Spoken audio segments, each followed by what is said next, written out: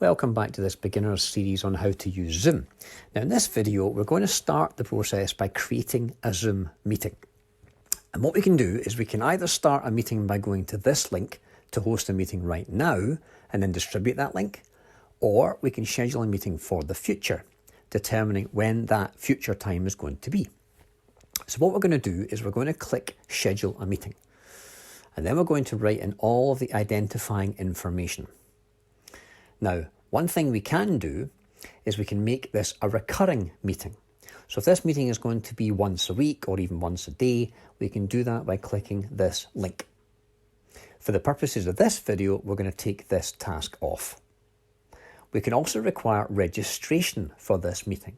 So for example, we can click this link and then individuals will need to register before they can attend. You can even determine up front whether video cameras will be available. So for example, what we can do is we can turn on this task, and that will mean that video cameras will be available for the host. We can also have video available for the participants. We can then determine how individuals are going to be able to connect. If we want them to only connect by telephone, we can specify that. Or by computer audio. It's actually likely you'll want both to be available. So we're going to leave this as the default setting for now. Now again, if you're going to be distributing this link and individuals are going to register, some of these things you'll be doing on a case-by-case basis. You want individuals to be able to join the room before you get there, and you can click Enable Join Before Host. Now for now, we're going to untick this. If you want discussion to occur when you're there, you can click Mute Participants Upon Entry.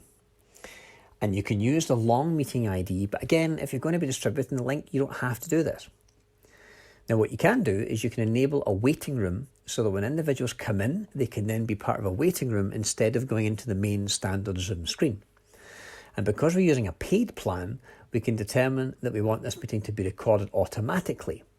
We can have it recorded in the cloud, or we can have it recorded on our own personal computer. If you want other individuals to be available to take over as host, in order for them to take over the meeting when you're not there, you can do that by putting in their email address here in this area. Now once you have it, you can then click Save. What you can then do is click the link to copy the invitation, and then you can email that invitation out to whoever you want to invite. If you want to distribute the link, if you copy this link, you can then distribute the link to individuals who are going to attend the meeting. When they get that, they're going to be asked to download information to their computer in order to attend the Zoom meeting. Now in the next video, we're going to start the process of starting a meeting. So I hope you found that useful, and I'll see you in another video.